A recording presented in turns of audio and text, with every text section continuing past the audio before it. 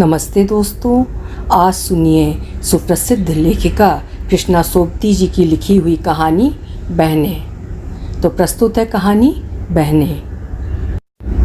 आवेग में ओढ़नियाँ खिसकीं, बाहें बाहों से मिलीं और तीनों बहनें गले लग गईं। छोटी, बड़ी और मंझली। देह से लगी वर्षों की छाया क्षण भर के लिए अलग जा पड़ी। बचपन में माँ के आंगन और एक दूसरे से लिपटी वे तीनों। मीठे सगे दिन पलकों में तैरने लगे और आंखें भीग आईं। ममता से उमड़े गहरे आलिंगन, घर गृहस्थी के डोरों में उलझे अंतर के नीचे छिपी प्यार की स्मृतियां उछल उछल कर आंचल भिगोने लगीं। एक ही आंगन में खेली कूदी, पर बड़ी होकर वे दूर दूर किनारों से जा लगीं।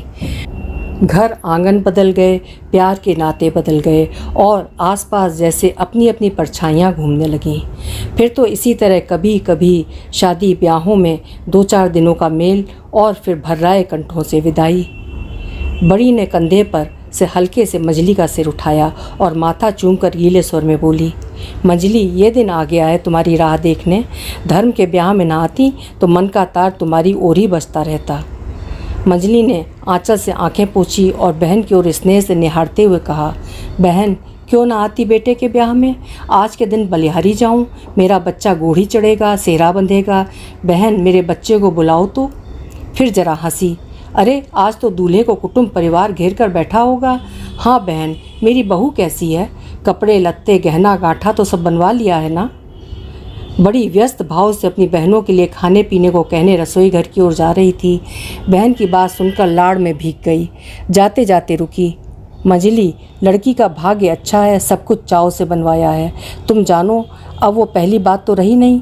किनारी, गोटे और तिल्ले से भरपूर जोड़े अब कौन पहनता है? वो तो अपने दिनों में ही होते थे, 100-100 तोले से जड़े भारी जोड़े। मंजली, तुम्हारे ब्याह में माँ ने लाल पट्टे की ओढ़नी बनवाई थी। भारी काम के नीचे कपड़ा न दीख पड़ता था। कहते कहते बड़ी ठिठक कर रह गई। मंजली ने एक बार आहत सी दृष्टि से दोनों बहनों की ओर देखा, फिर एकाएक संभल कर कहा, बहन, तब तो चलन ही कुछ और थे। हाँ, जरा धर्म को तो बुलाओ बड़ी बहन। बड़ी ने इस बार मंजली की ओर देखा नहीं। जाते जाते बोली, छोटी मंजली, तुम दोनों नहा धो लो, रात भर की थकान, और मैं खड़ी खड़ी तुम्हें बातों में ही लगाए रही। बड़ी ने पीठ मोड़ी। छोटी ने देखा, आज नाते रिश्तों से भरे ब्याह वाले घर में बहन सचमुच ही मालकिन सी लगती है। सगुणों की लाल ओढ़नी में उसका साफ रंग और भी निखर उठा है। चाल में अधिकार है और हृदय में दूल्हे की माँ होने का उमंग। मंजली के लंबे श्वास ने छोटी को चौंका दिया। आंखों में पानी नहीं था, पर किसी गहरे दुख की छाया में आंखें जकड़ गई थीं। भारी कंठ से वो किसी तरह से रोके हुए आंसुओं को बिछा नहीं पाई। बड़ी कठिनाई से कह सकी, छोटी। बहन की ये विवशता भरी आवाज़ सुनकर छोटी का मन भर आया। दिल हुआ बहन के गले लगकर जी भर कर रो ले, पर सामने ही बड़ी की सांस चली आ रही थी। किसी तरह संभल कर वो हंसी और बोली, बहन, मौसी आ रही हैं। बुढ़िया में कोई फ़र्क नहीं है, कमर झुक गई है, पर आँखों में परखने की वही तेजी है। मंजली उठकर बड़ी की सास के गले लगी और मृदु स्वर में बोली, मौसी, बहुत बहुत बधाई। बधाइयाँ तुम्हें हो बेटी, बधाइयाँ लड़के की मौसियों को बच्ची। तुम दोनों की राह ताकते तो बहू की आंखें थक गईं। मौसी बैठने को हुई और आसपास निगाह घुमाकर बहू की बहनों के सामान पर नज़र डालने से चूकी नहीं। फैली हुई चीज़ों में फलों और मिठाइयों के बड़े बड़े टोकरे दिखे। बुढ़िया ने छोटी की पीठ पर हाथ फेर कर कहा, बेटी, अकेली आई हो? ये अच्छा नहीं किया। जमाई को क्या 2-4 दिन की भी छुट्टी नहीं मिल सकती थी? छोटी ने मुस्कुराकर छिपी दृष्टि से मंजली की ओर देखा और बोली, मौसी, छुट्टी मिलती तो क्या वे ना आते? धर्म के ब्याह की तो 7 परायों को खुशी है। उन्हें तो बारात में जाने का इतना चाव था, पर मौसी, नौकरी का मामला ठहरा।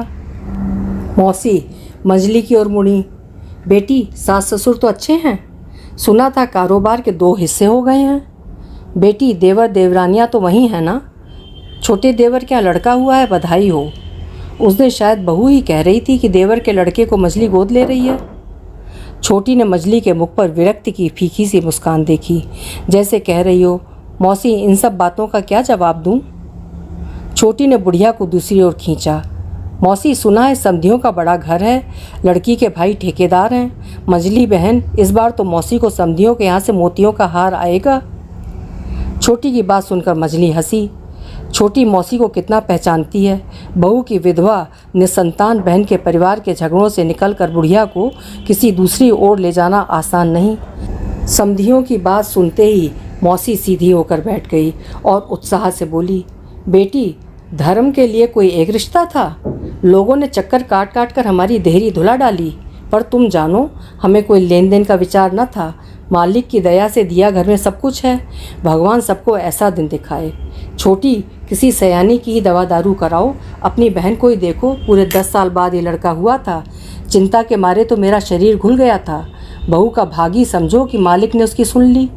हाँ मंजली, तुम भी कुछ सोचो। इस शरीर का क्या पता, हाथ से कोई काम कर्म कर डालो, देवर के लड़के को ही गोद लो।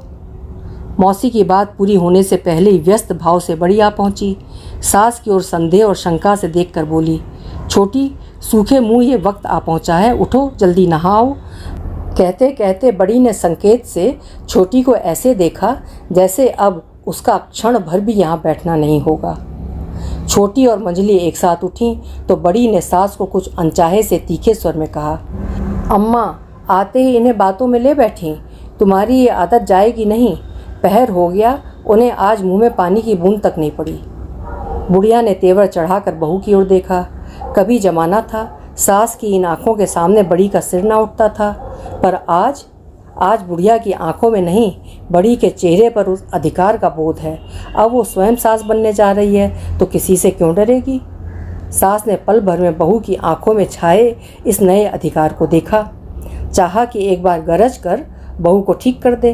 अपनी बहनों के लिए आज वो सास को नीचा दिखा रही है। पर दूसरे एक क्षण बहू शिकायत के स्वर में कह रही थी, अम्मा, कौन किसी के घर रोज़ रोज़ आता है। मंजली और छोटी से कोई ऐसी वैसी बात ना करना। तुम्हारे पेट में कोई बात रहती नहीं। लेकिन अम्मा, मेरी बहनें पहले ही कम दुखी नहीं हैं। बड़ी ने सास के उत्तर की प्रतीक्षा नहीं की। सास को लगा जैसे बहू आज्ञा दे रही हो। बड़े अधिकार भरे गर्व से बरामदे की ओर जाकर ऊंची आवाज़ से बोली, रामधन, मेरी छोटी ये सब मीठा नहीं खाएगी। हलवाई से कहो जल्दी से नमकीन निकाल कर दे जाए और मंजली के लिए भंडार से फल लेते आओ। सास को लगा जैसे बहू उसे सुना सुना कर कह रही है। उसका जी जल उठा। कभी था जब उसकी आज्ञा के बिना बहू किसी को पानी तक न पूछ सकती थी, और आज हाथ में हुक्म हासिल आते ही अपने सगों के चोचले मानने चली। क्रोध और दुख से सास का मन भर आया। जिन बेटों और पोतों के पीछे वो मनौतियाँ मना मना कर बूढ़ी हो गई है, उसी बहू के ये लक्षण। अब तक उसने क्या परिवार भर के नाते रिश्तों को एक आँख से नहीं देखा, और आज बहू को अपनी बहनों की पड़ गई। अमीर होंगी तो अपने घर में होंगी, फिर ये अमीरी भी किस काम की। ना गोद खुली और ना बाल बच्चों का मुंह देखा। सोचते सोचते बुढ़िया भंडार के सामने वाले कमरे में बिछी चारपाई पर जा लेटी। लेकिन लेटे लेटे भंडार से निकलते रामधन के हाथ की तश्तरियों को देखने से नहीं चूकी। मंजली और छोटी नहा धो नाश्ता करने बैठी तो धर्म ने आकर मौसियों के पांव छुए। मंजली ने पीठ पर हाथ फेरा, माथा चूमा और सिर से रुपए छुआ दिए। बड़ी कुछ कहते कहते रुकी। छोटी बहनों से क्या वो रुपए दिलवाएगी, पर मंजली की ओर देखकर ठिठक गई। जिन ममता भरी आंखों से मंजली ने लड़के को निहार कर उसका माथा चूम लिया, वो ममता क्या उसकी अपनी ममता से कम है। क्षण भर भी उसकी दुखियारी बहन अपना दुख भूल जाए तो। मंजली ने कोई सुख नहीं देखा। माँ ने बड़ा घर देखकर ब्याहा, सुंदर पढ़ा लिखा वर आया, पर भाग्य के साथ किसका जोर। बड़ी जैसे बेटे के सगड़ों के लिए इसके आगे कुछ सोचना नहीं चाह रही, पर प्यार के आंसुओं में मंजली का लाल कपड़ों में लिपटा चेहरा उभर आया।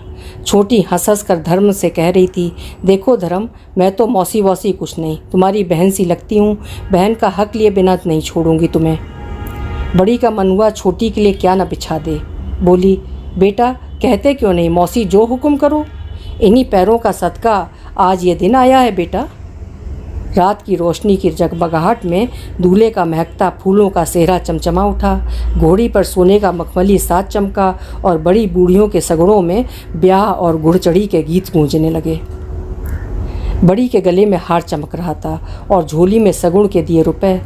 गहनों से लदी छोटी बहनोई से हंस हंस कर प्रयास कर रही है, और मंजली जरा एक और हटकर खड़ी है। आंखों में जैसे बीते जीवन की तृष्णा लौट आई है। अभी अभी घोड़ी पर चढ़ने से पहले धर्म ने आकर मौसी के पैर छुए तो मंजली ने मृदु स्वर में आशीर्वाद दिया।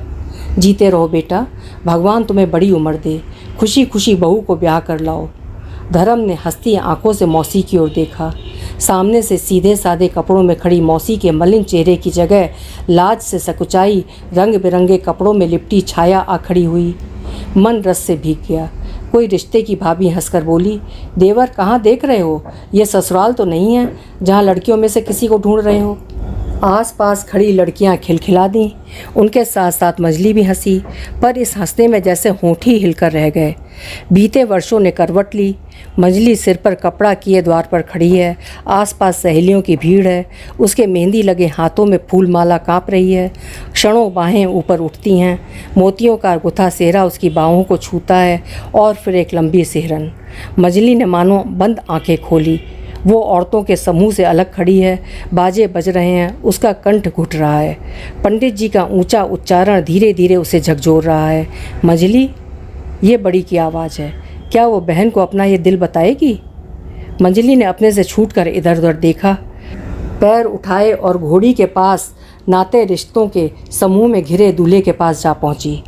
भीड़ में से छोटी ने देखा। बहन का पीला सा चेहरा देखकर धक्का लगा। निकट आकर बोली, मजली बहन, बड़ी ना भी लेना चाहे तो भी क्या, हम दोनों का कुछ देना नहीं बनता? मजली ने सुना और बहुत अधिक अपनेपन की दृष्टि से छोटी को देखा। मन में प्यार उमड़ आया। आज इसी के बाल बच्चे होते। छोटी ने जैसे सहज में ही बहन के इस आकस्मिक स्नेह में उस मिठास की कल्पना का रूप देख लिया। मचलते से स्वर में बोली, मजली बहन, लेन देन के लिए जो ढेर से कपड़े बनवा कर लाई हो वे क्या दोगी नहीं? मंजली उखड़ी और लौटी। उत्साह से बोली, जाओ छोटी, कपड़े यहीं उठवा लाओ। इस शुभ घड़ी में न दूंगी तो और कब दूंगी? कपड़े आए और जोड़े बटने लगे। सेहरा गूंथने वाली मालिन, नाई, धोबी, साइस, नए पुराने नौकर, सभी को कपड़े और रुपए। दूल्हे पर आशीर्वाद बरस रहे थे और दूल्हे की माँ जात बिरादरी के सामने सिर ऊंचा किए खड़ी है। उसके पति का घर भरा भराया है तो पिता के यहाँ तथा बहनों के यहाँ भी कोई कमी नहीं। लड़के की मौसियाँ नम्र भाव से ये सब झेले जा रही हैं। बड़ी आज तक छोटी बहनों से लेने पर ना कहती रही है, पर आज वो क्या कहकर मना करे? लड़का उसका है, पर आज के लिए तो सबका साझा है। बारात का चढ़ावा हो गया। बाजों की आवाज़ धीरे धीरे दूर होती गई। नाते रिश्ते और परिवार की औरतें मिलकर अपनी पराई बातें करने लगीं। बूढ़ी मौसी मजली और छोटी के पास आ बैठी और स्वर को मीठा करके बोली, आज का दिन धन्य है बेटी, मेरा धर्म ब्याहने गया है, भगवान की छाह हो उस पर। मौसियों को भी कम खुशी नहीं, बहनों का नाता ही ऐसा होता है बेटी। छोटी को बूढ़ी मौसी की इस भूमिका से न जाने क्यों असुविधा सी होने लगी। चाहा कि काम का कोई बहाना बनाकर उठ जाए। मजली तो जैसे वहाँ नहीं थी, कहीं और थी। वो कहीं दूर देख रही थी। कान जैसे इस कोलाहल में से किसी बीते हुए स्वरों को सुन रहे थे। मंजली, तुम्हारा सुख भगवान से देखा नहीं गया। अब तो यही है बेटी, किसी बच्चे को पाल पोस कर बड़ा करो, वो तुम्हें अपना समझे, तुम उसके मुंह की ओर देखो। बेटी, सुख में सब अपने हैं, पर उम्र भर कौन किसका साथ देता है? छोटी ने मौसी की बात अनसुनी कर मजली की बाँह थाम कर कहा, उठो बहन, दिन भर से लेटी नहीं हो, अब आराम करो, कल सुबह फिर माँ की देन देनी है। हाँ मौसी, तुम्हारी समधिन इस बार भी तुम्हारे पट्टे की ओढ़नी और सोने के बटनों को भूली नहीं। मौसी प्रसन्नता को छिपाती हुई बोली, बेटी मेरी समधिन का दिया सिर माथे पर, प्यार प्यार में इतनी निभ गई है। मौसी को वहीं छोड़कर छोटी मंजली को कमरे में लिवा ले गई। शैया पर लिटाकर कपड़ा उठा दिया। मंजली ने विरोध नहीं किया और शून्य दृष्टि से दो एक बार छोटी को देखकर आंखें मूंद लीं। ये बहन का घर है, पर इस घर में भी उसका अपना कोई नहीं, ना घर ना बाहर। सुबह मंजली उठी तो स्वस्थ थी। छोटी के मस्तक पर रेखाएं उभर आई थीं। बड़ी से जाकर बोली, बड़ी, मंजली बहन को अकेले देखा नहीं जाता। ससुराल के भरे परिवार में भी वो कितनी अकेली है, ये तुम जानती हो। आज उसके पास कोई भी हो, कोई भी। बड़ी भंडार से देने के लिए नारियल निकलवा रही थी। सुनकर क्षण भर के लिए ठहर सी गई। एक बार अर्थपूर्ण दृष्टि छोटी की ओर देखकर बोली, छोटी, ये क्या मैं नहीं जानती, पर भाग्य अपने अपने। कहते कहते बहन के लिए उमड़ी सहानुभूति से बड़ी का स्वर स्वस्थ नहीं रह सका। झन झन गहनों की झनकार में दुल्हन ससुराल पहुंच गई। नाते की बहनों ने मनमांगे उपहार लिए, बहू को गहने कपड़े भेंट दिए और बड़ी ने इतने वर्ष सास की अधिकारपूर्ण छाया के नीचे रहकर आज सास का पद संभाल लिया। सब बधाइयाँ ले देकर अपने अपने घर चलने लगे। छोटी और मजली ने भी चलने की तैयारी की। कल मुंह अंधेरे ही दोनों गाड़ी चढ़ जाएंगी। छोटी 2-4 दिन मंजली के यहाँ ठहर कर आगे जाएगी। दिन भर नई दुल्हन और जाने वाले संबंधियों में व्यस्त रहने पर रात को देर गए बड़ी अपनी बहनों के पास आ बैठी। अपने ही घर का एक कमरा जाने क्यों आज उसे अपरिचित सा लग रहा था। बहनों के मलिन पर हंसते चेहरे देखकर वो खुश नहीं हो सकी। लगा जैसे आज उसके घर की प्रसन्नता किसी दूसरे के दुख की छाया है। बहनें उसकी हैं, पर वो घर का धनी, बेटा बहू सब उसके बहुत अपने हैं, बहुत सगे हैं। इन सब के सामने ये दोनों बीत गए बचपन की सहेलियाँ सी लगती हैं। भरसक स्वर में लाड़ भर के बोली, मंजली छोटी, मैं चाहती थी कि तुम कुछ दिन यहाँ रहती, कब कब आना होता है। पर अब आगे लंबे अरसे तक बिछुड़ने की बात सोचकर उसका गला भर आया। फिर ओढ़नी से आंखें पोंछकर बोली, मंजली, कोई किसी का दुख नहीं काट सकता। मैं तो इस घर गृहस्थी में बंधी हूँ, पर धर्म को तुम पराया न समझना। मंजली और छोटी के बंधे आंसू एक ही साथ गिरने लगे। रात्रि की निस्तब्धता में तीनों बहनें कब तक इसी तरह बैठी रहीं, कुछ पता नहीं। इसी तरह कई पहर बीत गए। एकाएक मंजली उठी। आंखें अब तक सूख गई थीं। बक्स खोलकर 2 मखमली डिब्बे निकालकर बड़ी के हाथ में देते हुए बोली, बहन तुम्हें नहीं दे रही, मेरी बहू को दे देना। सुबह चलती बार शायद ना मिल सकूं उससे। बड़ी निरुत्तर सी, थकी सी कई क्षण दोनों की ओर देखती रही। दूर कहीं मुर्गे ने बांग दी। रात बीत गई थी। बड़ी की दृष्टि अनायास खुले द्वार की ओर गई और जब लौटी तो डबडबा कर अंधी हो गई थी। दोनों बहनों को गोद में भरकर फपक फपक कर रो पड़ी। बचपन साथ साथ एक ही माँ की गोद में बीता था, पर समय की लंबी अवधि ने उनको कितना दूर कर दिया था। अब एक दूसरे का दुख सुख नहीं बता सकती थी, नहीं बता सकती।